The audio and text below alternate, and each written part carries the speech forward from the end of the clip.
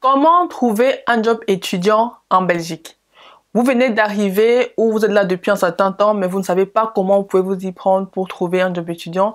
Dans cette vidéo, je vous donne quelques conseils et astuces pour trouver un job cet été. Alors, abonnez-vous, partagez la vidéo, likez et surtout n'oubliez pas d'en parler à votre voisin, il pourrait en avoir besoin. Bonjour mesdames et messieurs et bienvenue sur ma chaîne YouTube Uba Consulting. Je sais que cette vidéo va intéresser beaucoup de monde parce qu'on arrive progressivement à la fin des examens et on arrive aussi à la période où il faut commencer à postuler pour être sûr d'avoir un job cet été. Alors dans cette vidéo, je me propose de vous donner quelques conseils et astuces basés sur mon expérience, sur comment est-ce que vous pouvez procéder pour avoir un job cet été. Alors, regardez la vidéo jusqu'à la fin, partagez, likez, abonnez-vous et surtout, n'oubliez pas de me laisser en commentaire vos suggestions de vidéos ou alors vos remarques. Alors, pour postuler ici en Belgique, il faut savoir qu'en tant qu'étudiant étranger, vous aurez besoin d'un titre de séjour valable et d'un permis de travail de type C.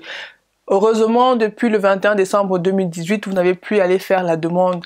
Pour ceux qui l'ont fait avant, ils savaient que ça se faisait à la gare du Nord, donc vous n'avez plus à aller à la gare du Nord pour faire la demande. Vous, simplement, vous la recevez lorsque vous faites un renouvellement de votre titre de séjour à la commune. C'est directement intégré dans votre carte. Donc, quand vous allez à la commune renouveler votre titre de séjour, votre permis de travail est directement inséré dans votre carte. Donc, vous n'avez plus besoin de faire cette démarche-là.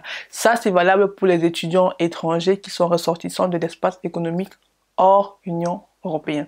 Pour le reste, ils sont assimilés aux étudiants belges, donc n'ont pas besoin d'avoir des formalités en plus.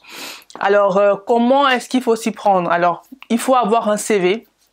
Pour le CV, je vous renvoie à une de mes vidéos que j'ai faite sur comment est-ce que vous pouvez en quelques minutes seulement faire un CV. C'est une vidéo tutoriel, vous trouverez facilement dans les autres vidéos. Et voilà, vous pouvez regarder cette vidéo-là et essayer de faire un CV. De même pour la lettre de motivation. L'avantage quand on postule pour un job étudiant, c'est qu'on n'a pas besoin d'expérience. Tout ce qu'il nous faut, c'est la motivation et la proactivité. Pourquoi proactivité? Parce qu'il faut aller chercher ce job-là. C'est pas en envoyant un ou deux CV qu'on va recevoir, qu'on va trouver un job, mais il faut persévérer et surtout il faut en vouloir. Vous avez plusieurs façons.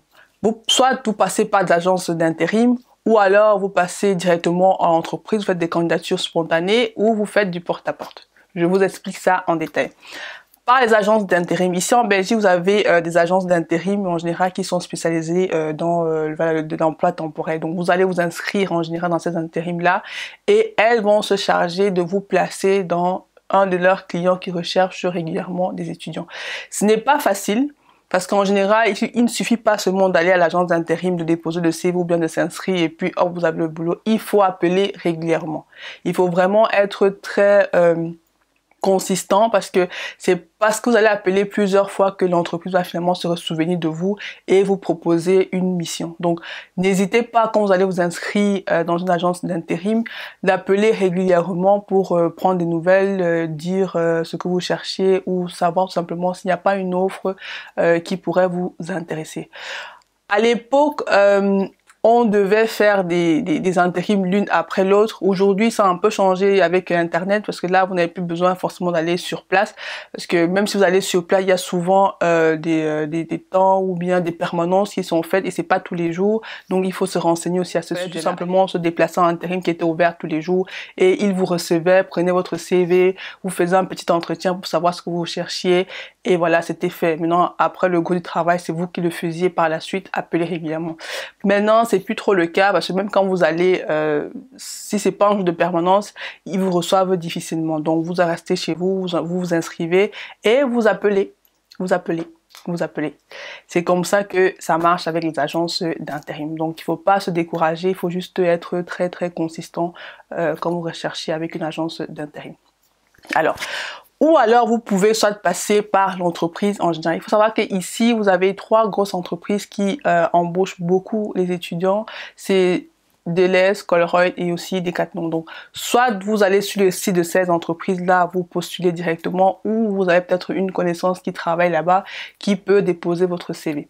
Alors, même si vous passez par la cooptation, n'hésitez pas de postuler aussi de manière ponctuelle, parce que vous ne savez pas quelle est la relation que votre personne a avec son manager.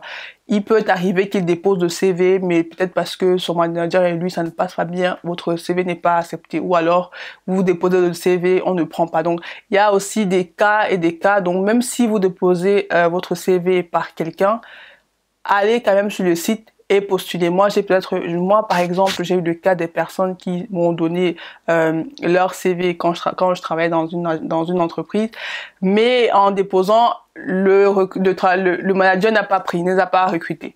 Par contre, ils sont allés sur le site, ils ont postulé et ils ont été appelés. Donc vraiment, c'est chacun avec sa chance. Donc ne dites pas que oui, j'ai déposé mon CV, il n'a pas voulu déposer, il prend, il garde pour lui. Non, ça peut arriver que la personne dépose vraiment, mais que l'employeur ou bien le recruteur n'appelle pas. Donc ça ne vous coûte rien d'aller quand même sur le site internet et de postuler par vos propres moyens. Voilà. L'autre chose, c'est aussi de faire du porte-à-porte.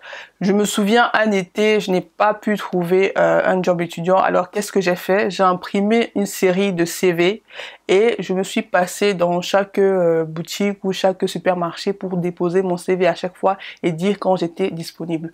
Heureusement pour moi, il y a...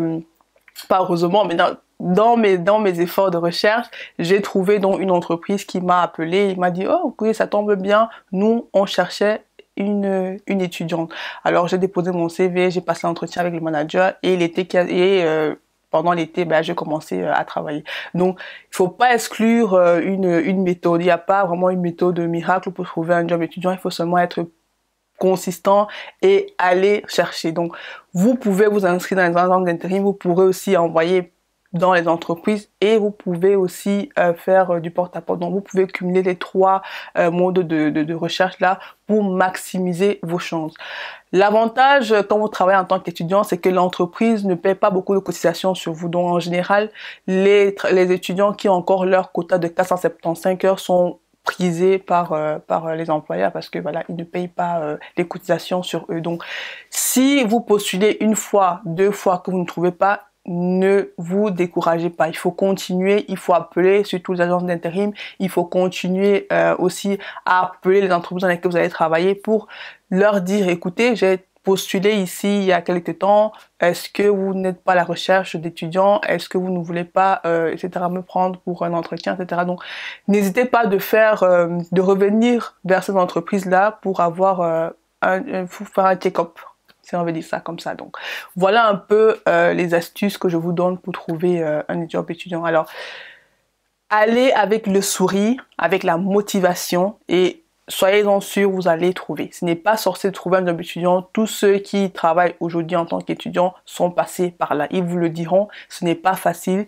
Il suffit tout simplement d'être quelqu'un qui en veut, d'être proactif et d'être motivé. Et à la fin, à coup sûr, je vous le garantis, vous allez trouver un job étudiant. Alors, si malgré tous ces conseils-là, vous ne savez toujours pas comment est-ce que vous allez... par où vous allez commencer, pas de panique, envoyez-moi un mail à uba.consulting@gmail.com. On peut booker des sessions de coaching pour que je puisse vous montrer concrètement comment ça se passe et mieux vous orienter dans cette voie-là.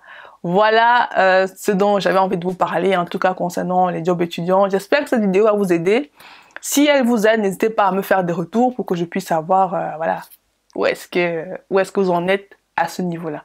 Beaucoup de courage et bonne chance pour ceux-là qui cherchent un job étudiant. Vous allez trouver. À très bientôt sur une autre vidéo sur Uba Consulting.